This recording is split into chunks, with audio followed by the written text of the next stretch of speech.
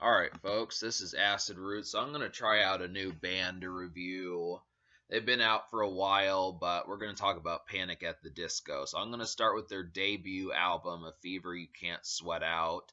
And, I've kind of vibed more with like the alternative and gothic sense a bit. And I wanted to kind of appreciate an album that made a lot of waves in that category and kind of kick things off a little bit more. So there's more stuff to do on my channel with that type of vibe.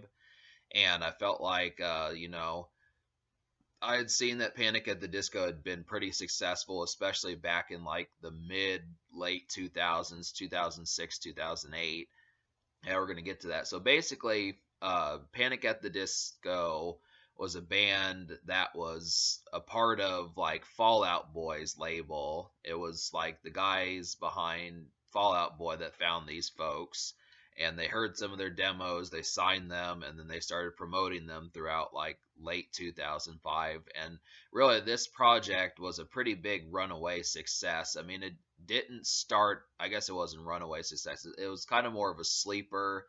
Like initially when they were out in 2005, it didn't happen until like early 2006 when they dropped the song I Write Sins Not Tragedies. That was like the song that kind of, and that wasn't the actual song that was their debut. That was the second single. So really, and it's interesting just in that sense because I'm kind of glad that they weren't the band that the first song they did is kind of the best one.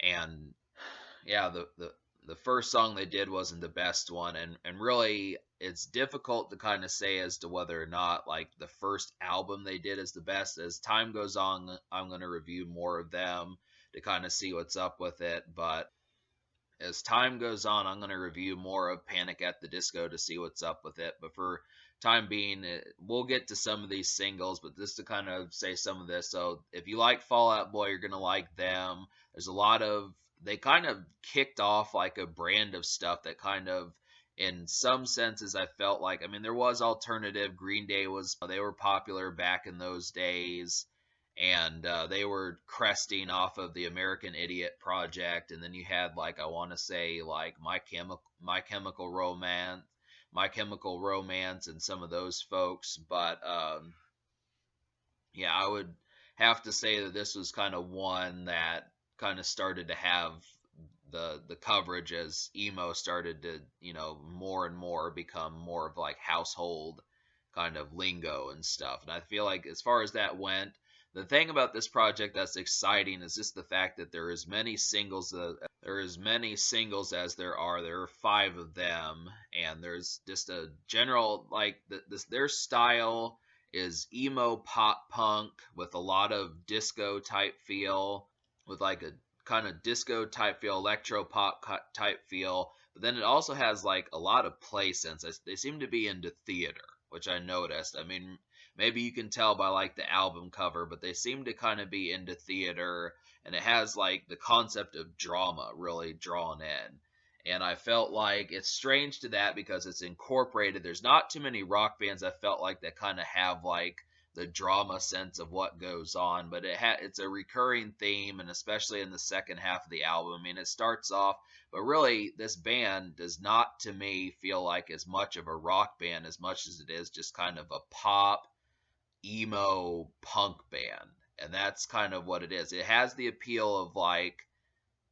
mainstream music to where it can actually get on radio where you might hear it in your car or something, but then at the same time it has the emo sense, but then at the same time it's not really like riff heavy and like true like metal and like headbanging music and stuff. So it's original in the sense, but it combines a lot of hybrids that make it different from typical rock that I've seen. So that's some of the stuff to really say about it. And so we'll go ahead and talk about the singles. Now, another thing about this band is they don't just have like songs like In the Club or PIMP or Get Crunk Tonight or something like that. I mean, most of their song titles that I've seen, especially in the singles, have words that have more than 5 words in them. Like, for example, the only difference between martyrdom and suicide is press coverage. Now, I cannot think of many musicians or bands that would have a single title that long. And there's another one that kind of does that, and it is lying is the most fun a girl can have without taking her clothes off. It kind of feels like you're um, reciting something when you. I mean, it's. I think most people when they say the single is referring to them in like commonplace conversation. They just say "Lying is the most fun" is a good song. "I Write Sins" is a good song, or "Sins Not Tragedies" is a good song. The only difference, I mean, that's kind of a tricky song to kind of sum up real quick in terms of standard conversation. And then it's better if you do is simple enough, and build God, then we'll talk. But that's just kind of the concept. That it's really, some of these song titles just don't roll off the tongue as much as I may have liked them to, but it's at least creative in the sense of being able to say that they did something that kind of has like extra kind of appeal. It's just, really when they have titles like that, it kind of conveys that they're talkative. That's the sense that I get, is they have stuff on their mind that's just not as simple as saying car song or something like that. So this is probably going to be a longer review, but the only difference between Martyrdom single, that one, I mean, that's kind of the entry song. It just had a real kind of laid back backyard kind of vibe, uh smoking kind of song. This entry, not real hype. I mean, it's kind of hype, but it starts that way kind of. I kind of feel like, I mean, yeah, a lot of these choruses are pretty catchy, and that's kind of the thing about it, is these choruses have a lot of catchiness to them. But it really, I mean, it's an entry rock song, a typical lead single in some sense, just kind of moodier and kind of more evening based, I caught from it. But it's a great entry song to kind of start off and kind of see what it's about. I mean, a lot of these are very social, and they're not shy about being social either. So it kind of has like a more, like, a lot of these songs are like a perfect fit for like this like social, like house settings, social settings, not just club settings. That, I mean, I didn't get too much sense of like dance clubs and raves and stuff as much as just like get-togethers, just like places where you'd meet up with people. Not, it can be at your house, it can be at the park, just places where you would play music and kind of have so yeah, just like places like with congregation and stuff. But then like Sins Not Tragedies, that one felt different. This is kind of more in like the theater S type thing. It was really original, just in the sense of how it went on to happen, and somehow it kind of, I mean, the drama of how it went just kind of felt like kind of argumentative, which is surprising, just because a lot of these kind of have like, like bickering kind of going on, and in a sense of just, I mean, it's very much in a romantic sense. This album kind of has a lot of romance, and like, in addition to like theater and stuff, it also has the romance sense of it, where more than a few singles kind of have that pitch to it. So it kind of has like kind of a bickering sense, and I kind of caught that from like Sins Not Tragedies.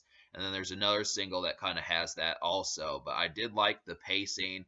This was probably, I mean, I agree with like the people on Spotify and other places where they thought that Sins Not Tragedies was probably the most popular song on this project. It's really good. The singing's really good. The hook is pretty stellar and amazing. It's a lot of good stuff. I'd say if you don't like this song, I wonder what song you would probably choose over this, as far as, because it is a pretty anchored hit. And but it's better if you do.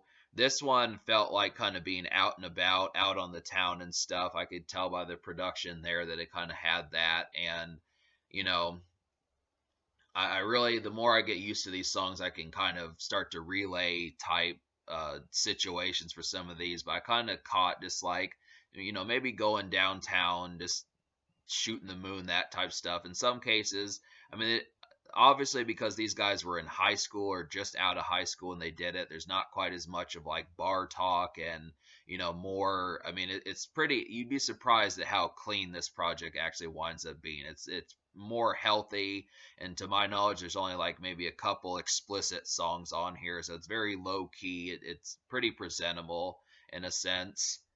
So but it's better if you do was another one that just kind of felt like going out and about. Not as not quite as much of like bickering as like the previous single was, and not quite as like social and kind of getting things started as like the only different single. But these are just good vibes. I mean, all of these kind of have like that particular thing.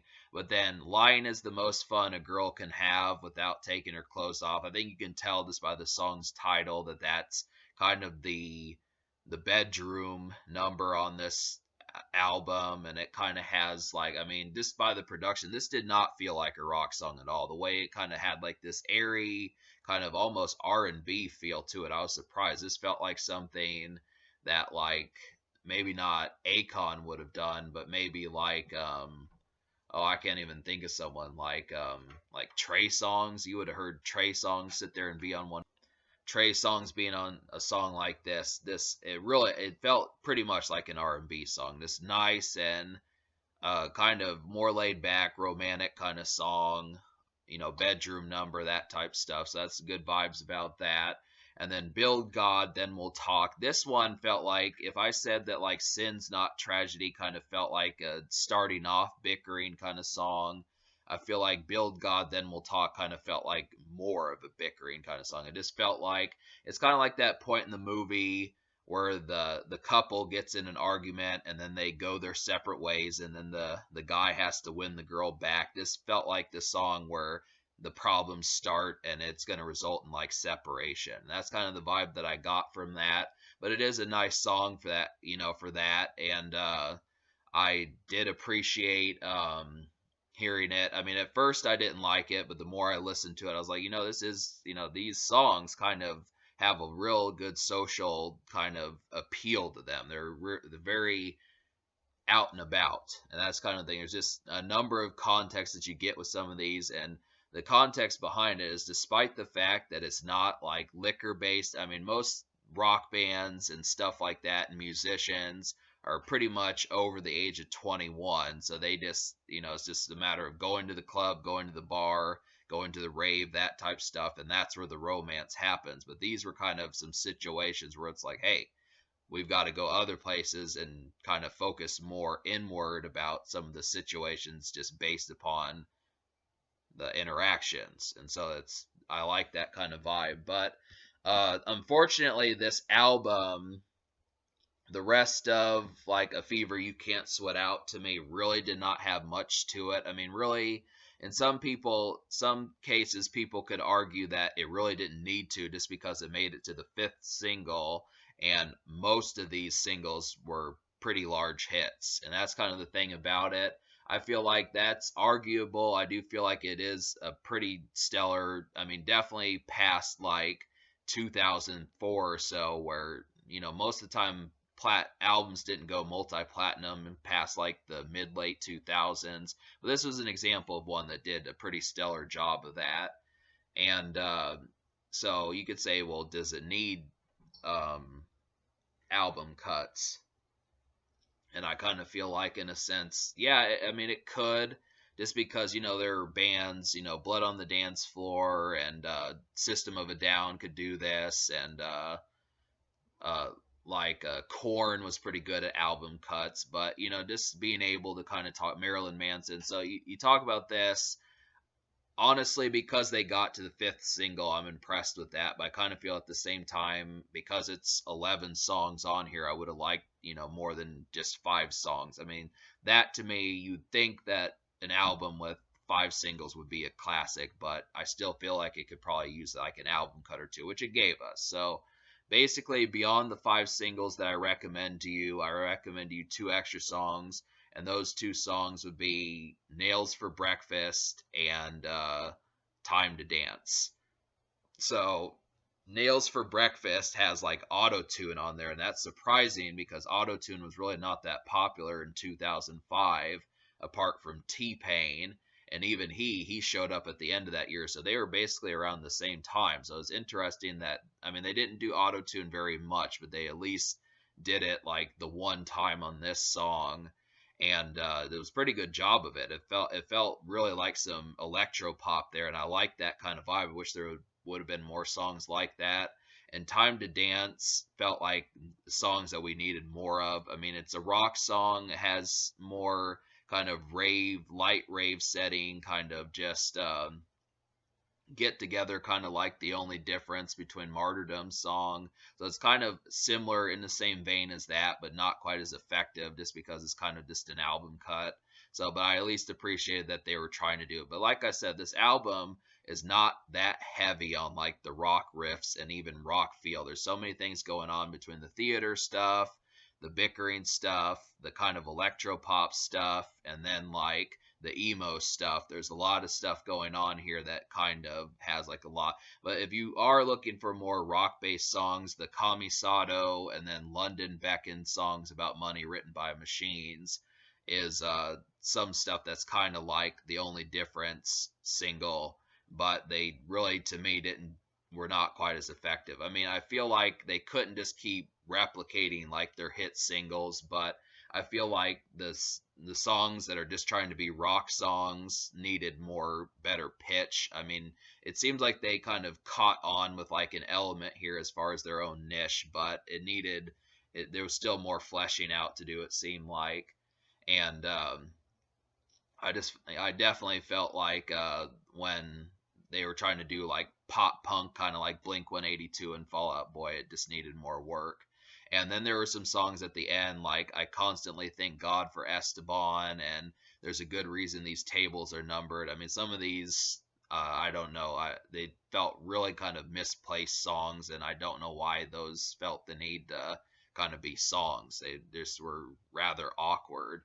So that's what I talk about when I say they needed album cuts. But me liking 7 out of 11 songs is still really good. So I'm going to give this album a 7 out of 10. I definitely praise the fact that it got to the fifth single and it did a somewhat decent job. It did a somewhat decent job of having album cuts, but not nearly good enough. So I feel like if there had been like 14 songs on this album and there would have only been the 5 singles, I would have said, you got to have the ability to have more than just good singles. I mean, with rock, in some cases, there's some folks that like rock album cuts, but it just kind of depends upon who you are. But I feel like the album cut needs to be appreciated because if it was a rap album, they could do it. But yeah, that's this kind of thing. I could use more album cuts, and but once again, I mean, the fact that they got to the fifth single and all of these are good. I mean, originally I only liked 4 out of 5 of them, but the fact that I liked all 5 really says, hey, you shouldn't be complaining because you've got 5 hit songs that everyone knows, or at least a lot of people know in terms of like airplay. Just the fact that a lot of these did extremely well. So that's kind of the thing. So 7 out of 10 social score, I'll give like I'd either give like a 9 or a 10 just because Build God Then We'll Talk didn't really chart, but it did at least get air. I guess it got airplay. I'm not really sure, but yeah. So 4 pretty good singles, and then a smash hit with Sins Not Tragedies, which just really wound up being extremely effective. So that's kind of what started, maybe not what started, but helped flesh out like the emo and stuff like that, and just kind of give it more range and stuff. So there you have it.